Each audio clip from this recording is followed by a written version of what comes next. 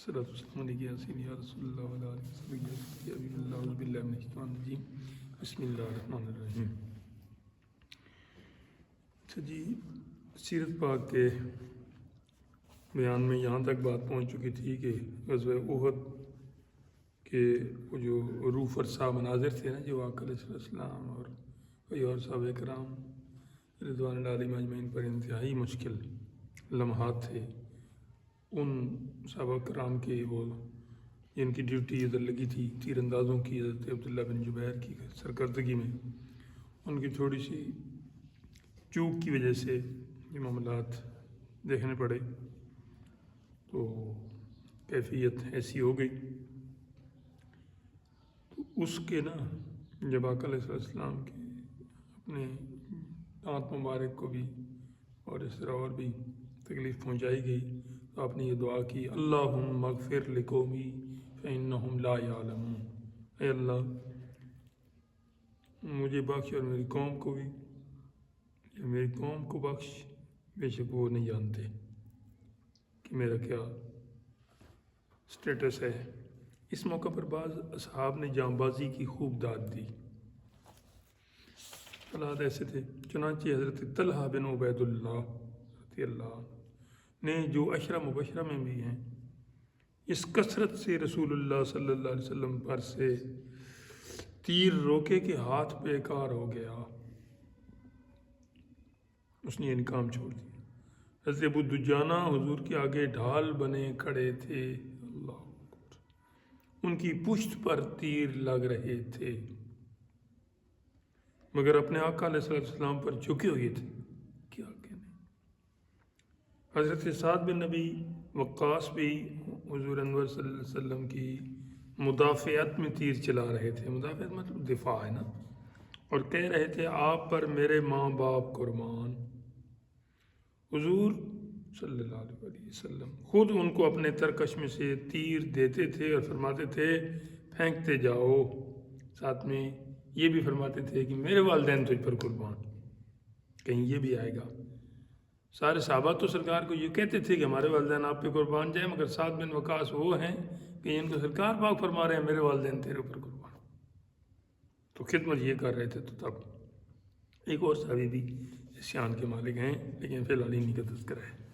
حضرت ابو طلحہ انصاری بڑے تیر انداز تھے، انہوں نے اس قدر تیر برسائے کہ دو تین کمانیں ٹوٹ ٹوٹ کر ان کے ہاتھ میں رہ گئیں۔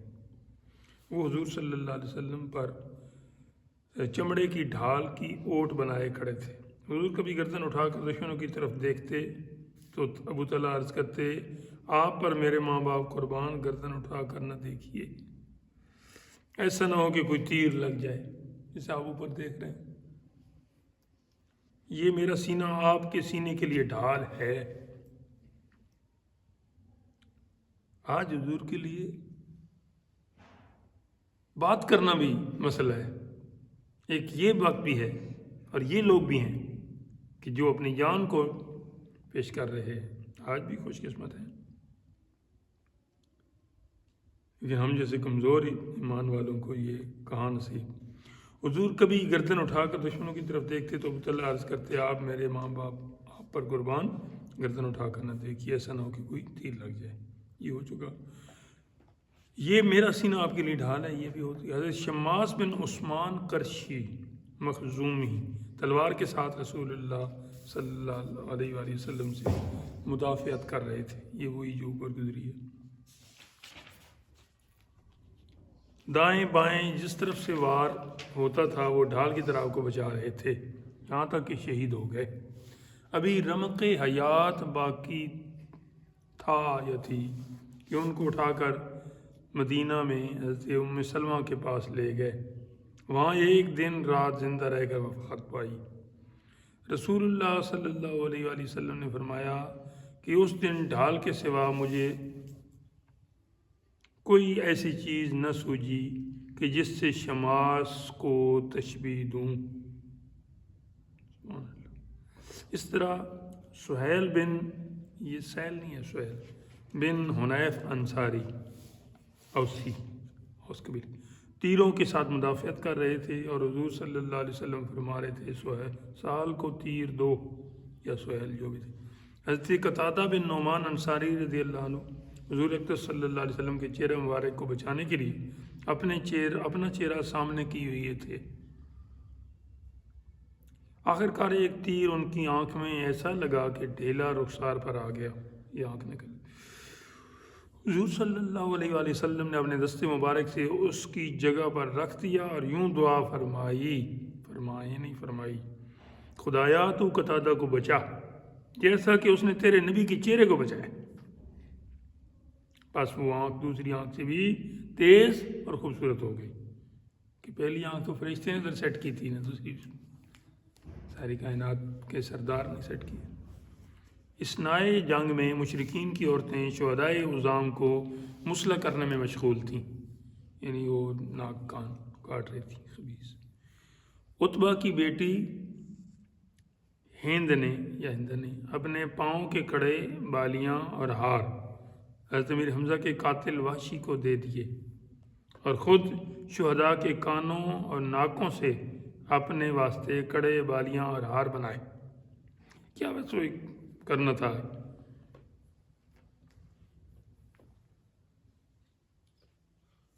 اور حضرت حمزہ کے جگر کو پھاڑ کر چبایا، نگل نہ سکی تو پھینک دیا.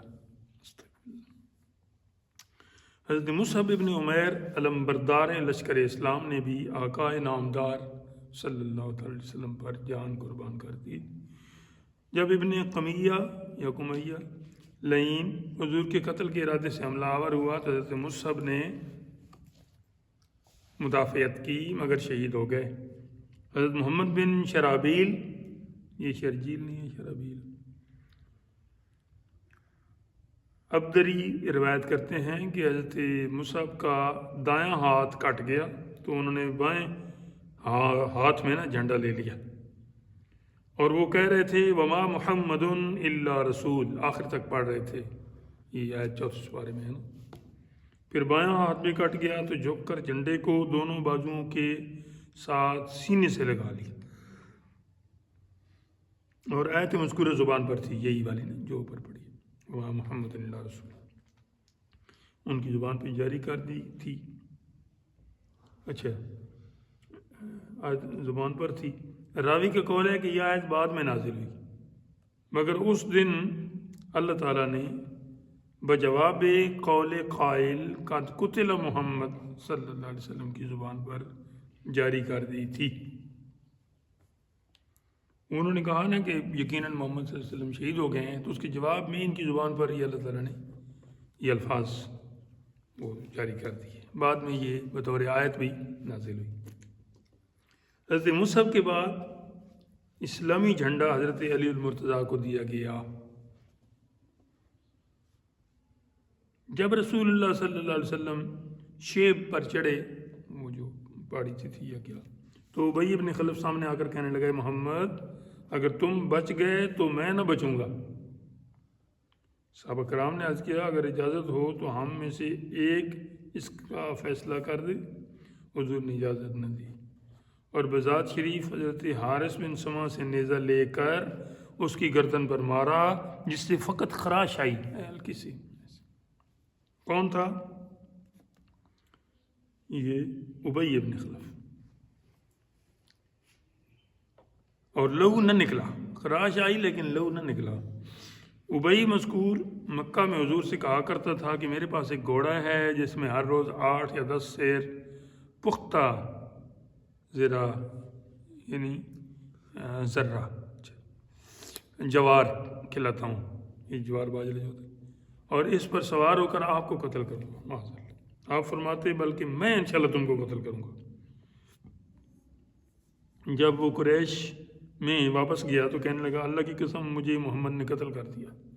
وہ کہنے لگے تو بے دل ہو گیا ہے، یعنی بزدل ہو گیا ہے، اس خراش کا کچھ ڈر نہیں، یعنی خون بھی نہیں آیا، ایسے جریٹ سی لگی ہے. اس نے کہا مکہ میں مجھ سے محمد نے کہا تھا میں تجھے قتل کروں گا، سو اللہ کی قسم اگر وہ مجھ پر صرف تھوکتے تو میں مر جاؤں. لیکن اتنا تیرا یقین ہے پھر بھی ان کو نہیں مانتا. بدبختی کی انتہا ہے. چنانچہ قریش اس دشمن خدا کو مکہ کی طرف لے جا رہے تھے کہ رستے میں مقام صرف میں مر گیا۔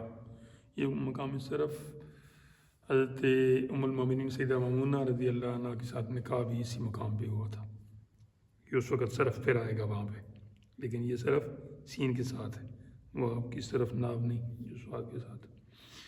جب رسول اللہ صلی اللہ علیہ وسلم شیب کے دہانے پر پہنچے، دہانہ مطلب منہ نا، غار کے منہ پر، تو حضرت علی مرتضیٰ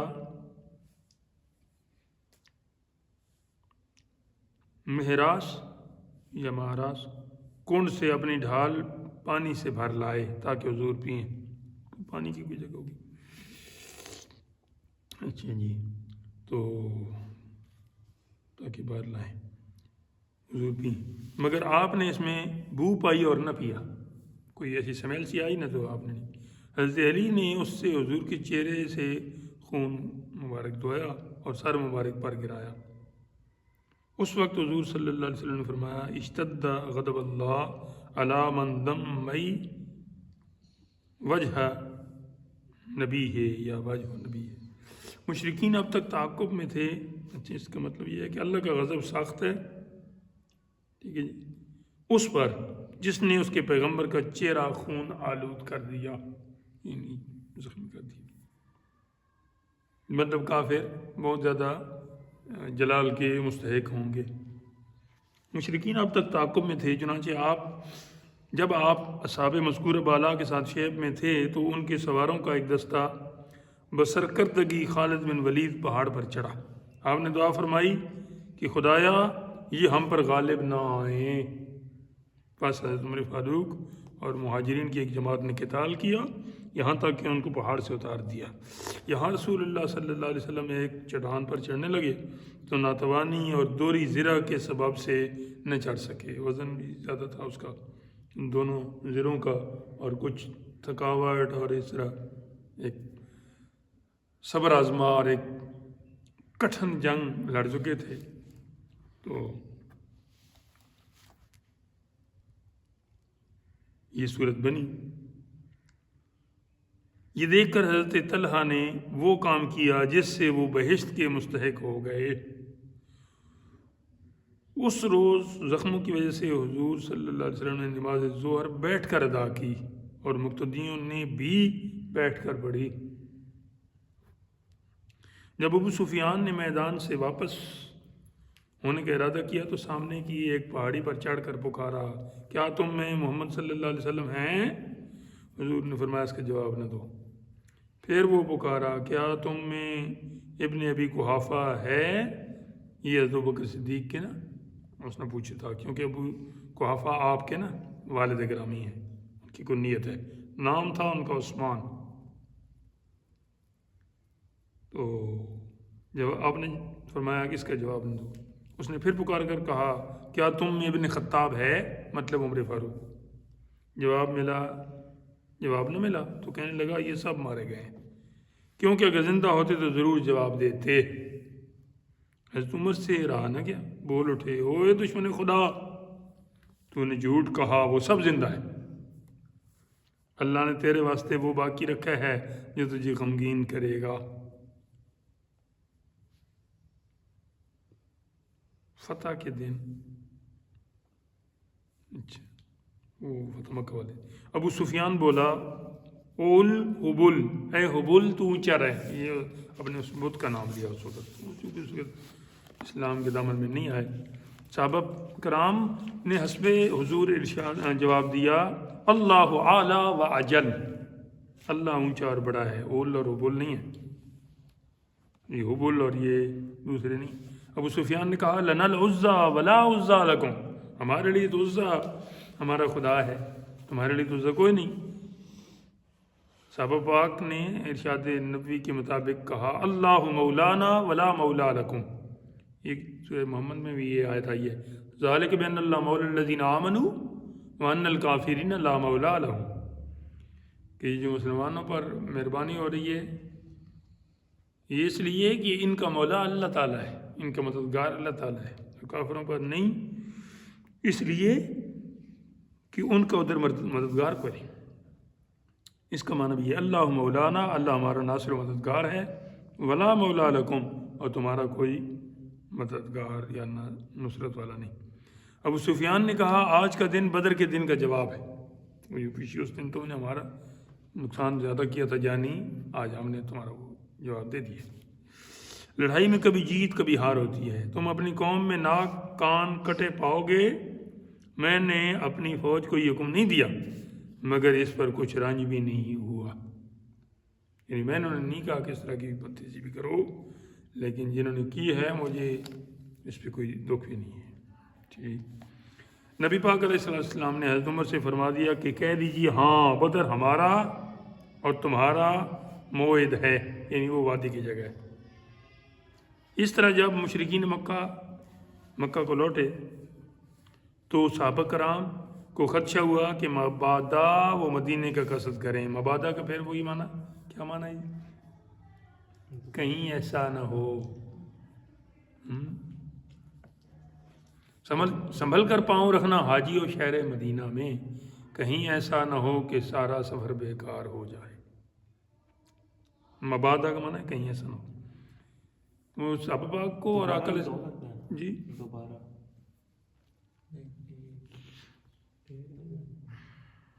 کہیں ایسا نہ ہو، جب ہم کہیں کہتے ہیں نا کہ کہیں ایسا نہ ہو کہ آپ ادھر سے جائیں اور وہ ادھر سے آ جائے، جہاں ہم یہ محاورہ استعمال کرتے ہیں نا یا یہ فکر کہیں ایسا نہ ہو، اس کو جب ایک لفظ میں بولنا ہو تو مبادا کہہ دیتے ہیں۔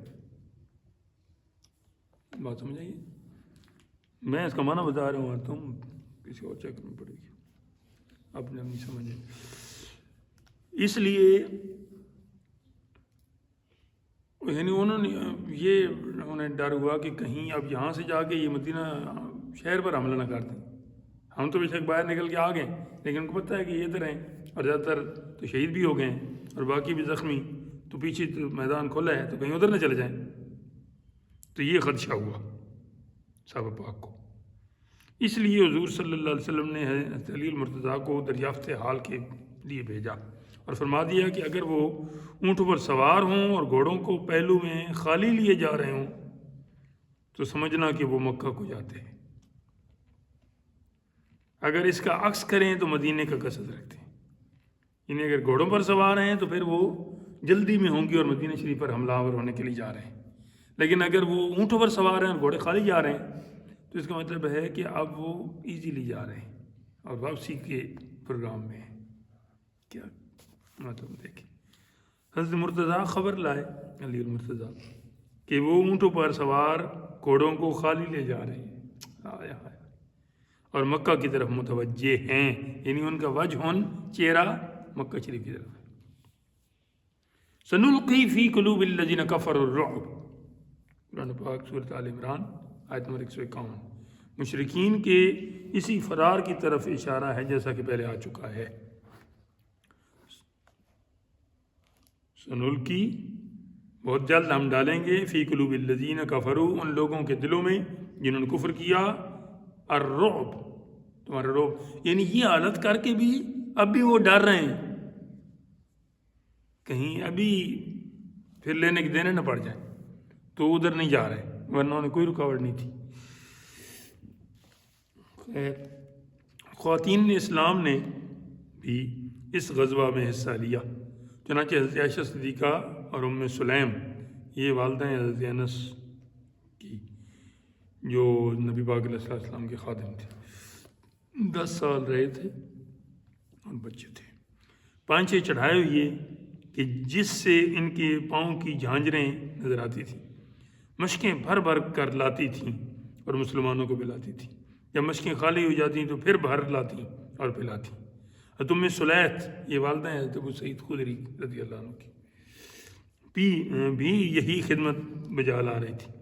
حضرت ام ایمن، یہ رسول اللہ صلی اللہ علیہ وسلم کی داعیہ ہیں اور آپ کی والدہ ماجدہ کی کنیز تھیں اور حضرت زید بن حارثہ کی بیوی تھیں اور حضرت اسامہ بن زید کی ماں تھی، اور حمنہ بنت جحش ام المومنین حضرت زینب کی بہن، زینب نام کی 2 عورتیں میرے آقا علیہ السلام کے نکاح میں آئیں، ایک آپ کی کزن تھی حضور علیہ السلام کی اپنی، ٹھیک ہے، اس کا نام تھا زینب بنت جحش، اور دوسری ہے زینب بنت خزیمہ، وہ آپ کے ہین حیات میں ہی وفات پا گئی تھی۔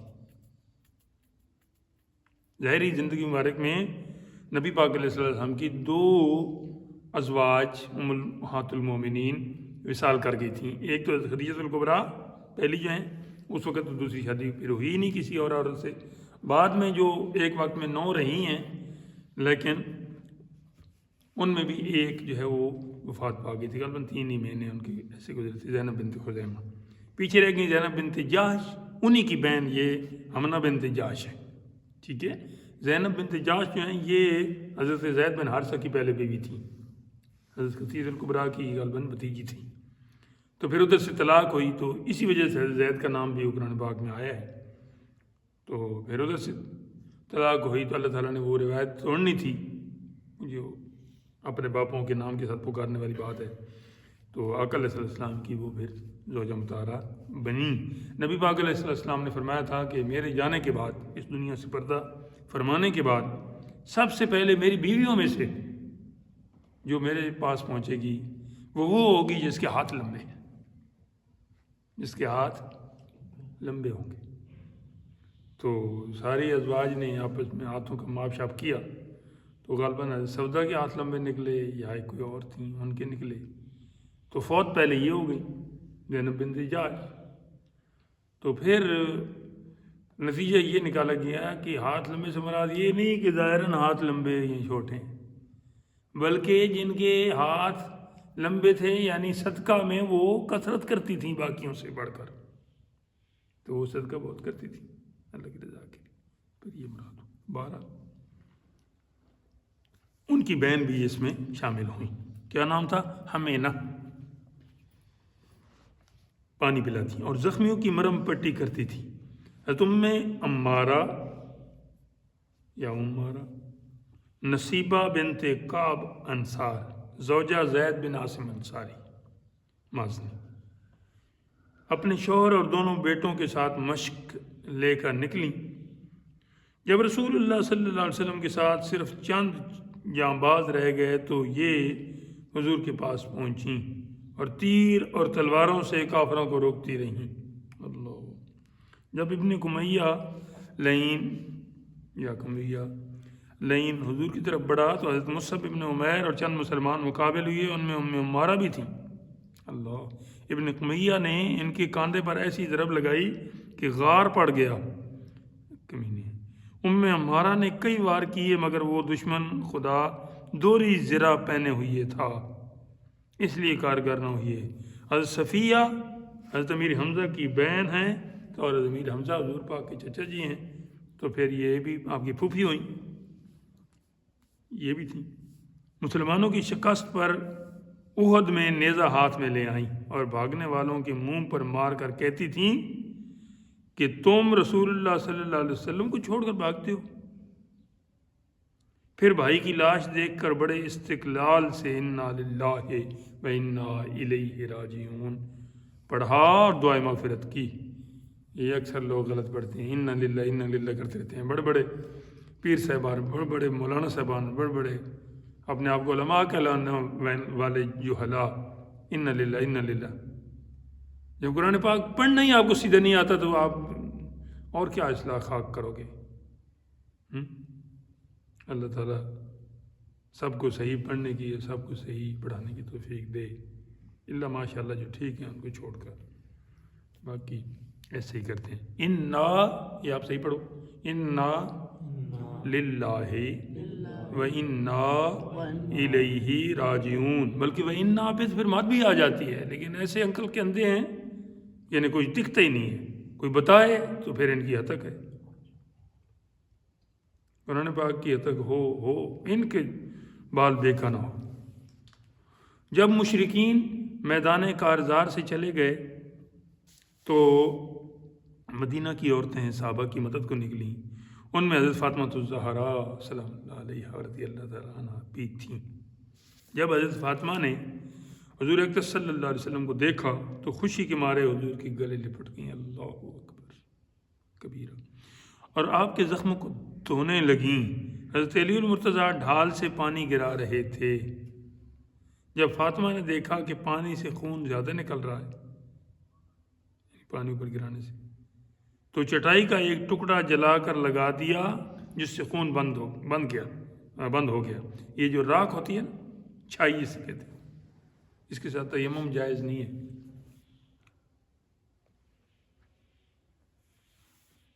یہ آپ نے لگائی، خون بند ہو گیا۔ پھر حضور صلی اللہ علیہ وسلم نے فرمایا، وہی جو پہلے الفاظ تھے، اشتد غضب اللہ علی قوم دموا وجہ رسولہ۔ پھر تھوڑی دیر بعد فرمایا، اللہم اغفر لقومی فانہم لا یعلمون۔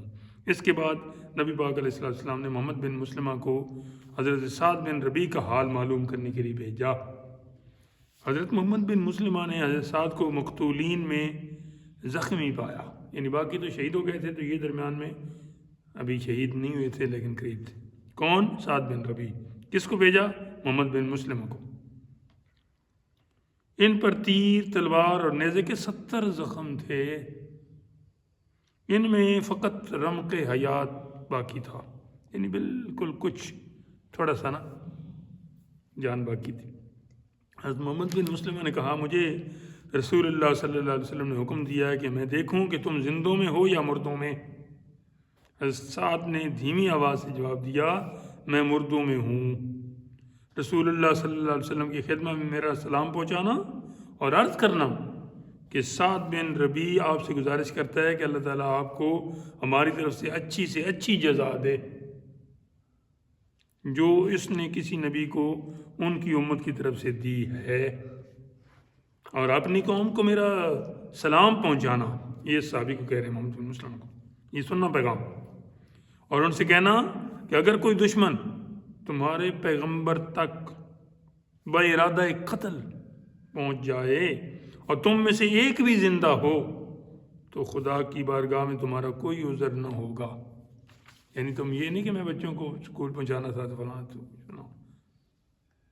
کسی قسم کا کوئی عذر تمہارا نہیں چلے گا۔ اس لیے مطلب آقا علیہ السلام کی بارگاہ مبارک کے آداب بتا رہے ہیں، کب؟ جب بالکل آخری لمحے اپنا آ چکا ہے اور آپ کے دفاع میں آ چکا ہے۔ حضرت سعد یہ کہہ کر واصل بحق ہو گئے۔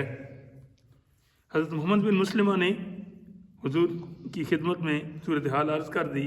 حضور نے یہ سن کر فرمایا، اللہ اس پر رحم کرے، اس نے حیات و موت میں خدا اور رسول کی خیر خواہی کی۔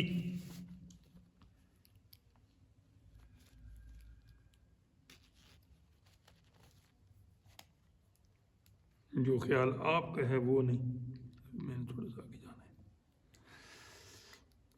اسی غزوہ میں مسلمانوں میں 70 یا کچھ کم و بیش شہید ہوئے، ان کی بھی 70 مارے گئے تھے نا ادھر۔ ابن نجار نے ان سب کے نام دیے ہیں، وہ کوئی کتاب لکھنے والے، جن میں 4 مہاجرین میں سے اور باقی 66 انصار میں سے تھے، ٹوٹل 70 تھے۔ اختتامی جنگ پر نبی پاک علیہ السلام شہدائے کرام کی لاشوں پر تشریف لے گئے۔ حضرت امیر حمزہ رضی اللہ عنہ کی لاش مبارک دیکھ کر فرمایا، ایسا دردناک منظر میری نظر سے کبھی نہیں گزرا۔ اللہ اکبر۔ حضرت امیر حمزہ رضی اللہ عنہ کی لاش مبارک، اچھا یہ ہو گیا۔ حضرت حمزہ 7 آسمانوں پر میں شیر خدا اور شیر رسول لکھے گئے، یا آپ خبر دے رہے ہیں۔ پھر تمام لاشوں پر نظر ڈالتے ہوئے فرمایا، انا شہید علی ہؤلاء یوم القیامہ، میں قیامت کے دن ان کا شفیع ہوں، سفارش کرنے والا، شفاعت کرنے والا۔ بعد ازاں حکم دیا کہ ان کو دفن کر دیا جائے۔ کپڑے کی قلت کا یہ عالم تھا کہ عموماً 2 3 ملا کر ایک ہی کپڑے میں ایک ہی قبر میں دفن کر دیے گئے۔ جس کو قرآن پاک زیادہ یاد ہوتا اس کو مقدم کیا جاتا، یعنی 2 بندے اگر ایک قبر میں دفن کرنے ہیں، ایک بندے کو 10 قرآن یاد ہیں، دوسرے کو 2، تو جس کو 10 یاد ہیں اس کو پہلے دفن کر، دوسرے کو بعد میں۔ قرآن پاک کی فضیلت ہے، کر لو صحیح اچھی طرح یاد۔ اور ان شہداء پر اس وقت نماز جنازہ نہ پڑھی گئی، بلکہ بے غسل اسی طرح خون میں لتڑے ہوئے دفن کر دیے گئے۔ سید الشہداء امیر حمزہ کو ایک چادر میں دفن کیا گیا، مگر چادر کوتا تھی۔ کوتا مطلب چھوٹی تھی، ایک چھوٹے قد کا ہوتا ہے نا، اسے کوتا قد کہتے ہیں۔ کبھی آپ بات ختم کرنا چاہتے ہیں نا تو اسے بھی کہہ دیتے ہیں قصہ کوتا، یعنی بات ختم کرتا ہوں، کہانی ختم۔ مگر چادر کوتا تھی، اگر منہ ڈھانپتے تو قدم ننگے رہتے، قدموں کو چھپاتے تو منہ ننگا رہتا۔ چادر نبی پاک علیہ السلام نے فرمایا کہ منہ ڈھانپ دو اور قدموں پر ہرمل ڈال دو۔ یہ ہمارا بھی ادھر ہوتا ہے ایک بوٹی سی، چنانچہ ایسا ہی کیا گیا۔ حضرت مصعب ابن عمیر جب شہید ہوئے تو ان کے پاس صرف ایک کملی تھی۔ کملی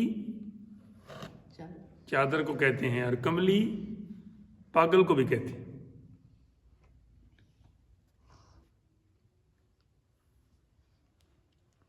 اس سے سر ڈھانپتے تو پاؤں ننگے، اچھا یہ ہو گیا نا، نہیں ہوا ابھی ہونا۔ ان کے بھی پاس ایک چادر تھی تو اس سے سر ڈھانپتے تو پاؤں ننگے رہتے، اور پاؤں چھپاتے تو سر ننگا رہتا۔ سیم وہی کنڈیشن تھی جو حضرت امیر حمزہ کی تھی۔ نبی پاک علیہ السلام نے کے ارشاد سے سر کملی سے ڈھانپ دیا گیا، یعنی چادر سے، اور پاؤں اب کی بار ہرمل سے نہیں بلکہ ازخر گھاس کوئی ہوتی ہے اس سے چھپا دیے گئے۔ حضرت وہب بن قابوس مزنی اور ان کا بھتیجا حارث بن عتبہ بن قابوس بکریاں چراتے مدینہ میں آئے۔ جب معلوم ہوا کہ رسول اللہ صلی اللہ علیہ وسلم غزوہ احد پر تشریف لے گئے ہیں تو اسلام لا کر حاضر خدمت رکھتے سو یہ خالد و اکرمہ، خالد سے مراد خالد بن ولید اور اکرمہ سے مراد اکرمہ بن ابی جہل کہ حملہ کے وقت حضرت وہب بڑی بہادری سے لڑے۔ مشرکین کا ایک دستہ آگے بڑھا تو آپ نے تیروں سے ہٹا دیا، دوسرا آیا تو اسے تلوار سے بھگا دیا۔ یعنی عین انہی لمحات میں اللہ تعالیٰ نے اسلام کی بھی توفیق دی، پھر ساتھ ہی جہاد کا بھی موقع آ گیا، کوئی نماز وغیرہ کا بھی ٹائم نہیں درمیان میں آیا۔ تیسرا آیا، تلوار سے لڑتے لڑتے شہید ہو گئے، ایک کافر کو ڈایا، دوسرے کو ڈایا، تیسرے کو ڈایا، ایک دستہ دوسرا دستہ۔ ان کا بھتیجا بھی اسی طرح لڑ کر شہید ہوا۔ مشرکین نے حضرت وہب کو بری طرح مسلح کر دیا تھا، اگرچہ زخموں سے نڈھال تھے مگر دونوں لاشوں پر کھڑے رہے رسول اللہ صلی اللہ علیہ وسلم خود، اور حضرت وہب کی طرف اشارہ کرتے ہوئے فرمایا رضی اللہ عنک فإنی عنک راض، اللہ تجھ سے راضی ہو، میں تو تجھ سے راضی ہوں، صلی اللہ علیہ وآلہ وسلم۔